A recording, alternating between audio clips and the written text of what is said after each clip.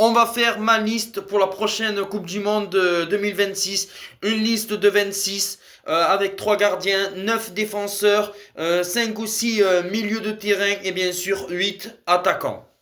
On commence avec le gardien numéro 1 côté français, Mike Maignan. Pour moi, il n'y a pas de débat, il sera numéro 1 et titulaire à la prochaine Coupe du Monde. Numéro 2, Brice Samba. Je pense, voilà, il a pris la place pour être numéro 2 de l'équipe de France. Brice Samba, numéro 2 de l'équipe de France.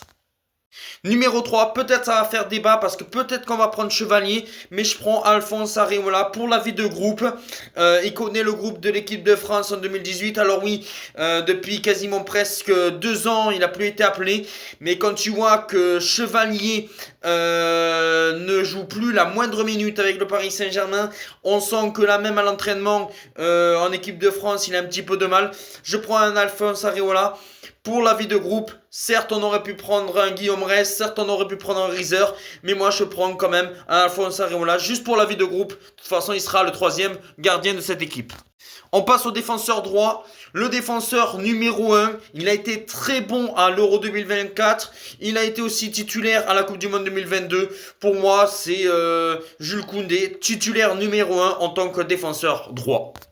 La doublure de Jules Koundé, Malo Gusto, pour moi il a gagné sa place. Alors pour être titulaire, je pense que c'est un petit peu juste, mais franchement pour faire peut-être un match lors du deuxième match contre soit la Bolivie ou l'Irak, pour des rentrées en cours de match, je pense qu'il peut apporter peut-être quelque chose. Malo Gusto, je pense que là ça peut être une bonne doublure à Jules Koundé. Défenseur gauche, titulaire, je prends Lucas Digne. Il n'a jamais été titulaire en Coupe du Monde, même s'il a déjà fait une Coupe du Monde en tant que doublure en 2014 à la place de Patrice Evra. Mais pour moi, Lucas Digne, alors oui, il a des difficultés, mais on voit que à gauche, que ça soit d'autres joueurs, pour moi, je pense que c'est le numéro 1 pour être titulaire à la prochaine Coupe du Monde. Peut-être que ça va faire débat. On poursuit, et là, c'est une énorme surprise. Je prends Udol. Et oui, de Lens, je le trouve excellent cette saison et je pense qu'il mérite amplement la Coupe du Monde par rapport à un Théo Hernandez. Théo Hernandez, on l'a pas vu, il joue à Al Hilal, voilà, en Arabie Saoudite. Je trouve que Udol mérite plus que un Théo Hernandez et je le prendrai. Alors oui, a priori, je pense que Deschamps ne le prendra pas, mais pour moi, Udol, je le prends en tant que doublure. Je l'essaye même dans les 2 matchs de préparation. Et puis après, on sait jamais, contre la Bolivie ou l'Irak, tu peux le faire jouer. Mais franchement, Udol, je le prends. On a bien vu que des Jonathan Klaus étaient bien en équipe de France. Alors pourquoi pas tenter un Udol en tant que doublure de Lucas Digne. Maintenant, on va passer aux défenseurs centraux. William Saliba, le patron de notre défense, il n'y a pas de débat.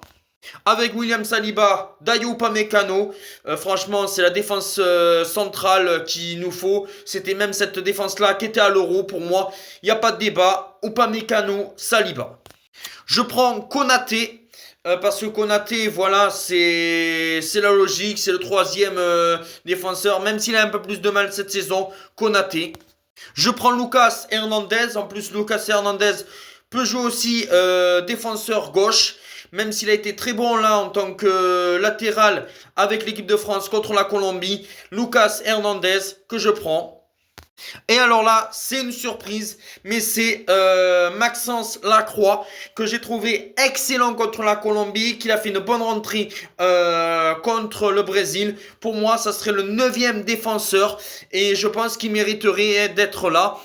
D'être dans cette liste. Maxence Lacroix en tant que 9e défenseur de l'équipe de France, ce qui veut dire qu'il n'y a pas de Benjamin Pavard. On poursuit maintenant avec les milieux de terrain.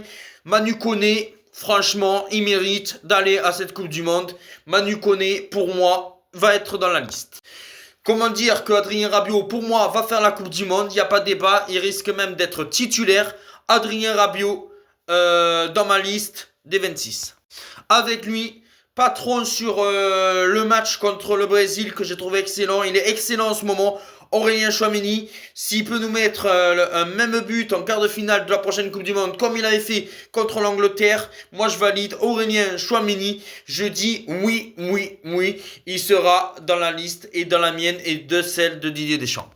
Comment pas dire que N'Golo Kanté pour moi sera dans cette liste. Franchement, il est excellent, voilà, en équipe de France. Même s'il a 35 ans, N'Golo Kanté mérite d'aller à cette Coupe du Monde. En plus, ça va être sûrement sa dernière Coupe du Monde et sa dernière compétition. N'Golo Kanté dans ma liste en milieu de terrain. Je prends Warren Zaïre Emery parce que je pense qu'il peut apporter quelque chose. Alors oui, il est jeune certes, mais je pense que voilà, il peut rentrer en cours de jeu, il peut faire des minutes et je le prends pour son premier mondial. Et alors oui, il peut être en attaque comme il peut être en milieu, mais Ryan Cherki, je le prends tous les jours. Alors oui, peut-être ça va faire débat parce qu'il y en a certains qui le prendraient pas, mais moi, Ryan Cherki, je le prends dans ma liste de l'équipe de France. C'est un numéro 10, il est là, c'est vraiment un numéro 10 de métier. Et franchement, Ryan Cherki qui peut rentrer en cours de jeu. Et pas en tant que titulaire, mais je pense que quand il va rentrer, il peut t'apporter ce coup de génie qui peut t'apporter de changer un match. Et maintenant, on va parler des attaquants. Comment ne pas dire qu'il y aura Kylian Mbappé, notre capitaine? Il n'y a pas de débat. Avec lui, Ousmane Dembélé, le Ballon d'Or 2025. Pour moi, il y sera. Il sera même titulaire avec Kylian Mbappé. Michael Olise en meneur de jeu ou à droite, mais je pense que ça sera plus le numéro 10 de l'équipe de France. Et c'est comme ça que après, je pense que si tu sors Michael Olise, c'est pour faire entrer un Ryan Cherki. Alors oui, j'aurais pu mettre Ryan Cherki en attaque et Michael Olise en milieu, mais pour moi, Michael Olise sera même le titulaire en équipe de France. Il va faire sa première compétition et sa Coupe du Monde. Là, il n'y a pas de débat. Bradley Barcola, alors oui, Bradley Barcola n'a pas été là dans la liste parce qu'il était blessé, mais pour moi, s'il n'est pas blessé, alors être titulaire, je ne le sais pas, mais Bradley Barcola mérite d'aller à cette Coupe du Monde. Voilà, il t'apporte quelque chose avec l'équipe de France, il fait une très belle saison avec le Paris Saint-Germain. Je prends Désiré Doué qui a été excellent contre la Colombie, alors pas pour être titulaire, mais Désiré Doué, je le prends dans la liste pour la Coupe du Monde. Je prends Ekitike qui a marqué énormément de points avec l'équipe de France, surtout contre le Brésil. En plus, il a marqué un but, il a été énorme. Je pense que même il peut partir titulaire. Il y aura un match avec Barcola pour la place de titulaire. Mais pour moi, Hugo Ekitike mérite amplement sa sélection pour le mondial et même titulaire. Après, Akiliouche, qui peut aussi être en milieu de terrain. Moi, je l'ai mis en attaque. Je le trouve bon. Alors, c'est un peu l'attaquant comme des Florian Thauvin, des attaquants comme ça, qui, pour moi, peut apporter quelque chose en cours de jeu dans certains matchs. Je le vois pas titulaire. Je ne pense pas qu'il va même jouer beaucoup de minutes, mais qu'il peut jouer, allez, 5-10 minutes, apporter quelque chose dans un match techniquement. Et le dernier, alors je suis pas du tout fan de ce joueur, mais je pense qu'il a marqué des points avec son coup de tête contre la Colombie. Voilà, je pense qu'il peut t'apporter quelque chose. Tu sors un Kylian Mbappé en cours de jeu, tu sors un Ekitike en cours de jeu, et si tu as besoin d'un gars pour te mettre une tête, je pense que cet homme-là, Marcus Thuram, peut t'apporter quelque chose. C'est pour ça que moi, je mettrai Marcus Thuram dans ma liste. Ce qui voudrait dire qu'il n'y aurait pas de Kolo Muani, il n'y a pas de Christopher Nkunku, il y a beaucoup d'absents. Mais voilà ma liste que je ferai pour la prochaine Coupe du Monde.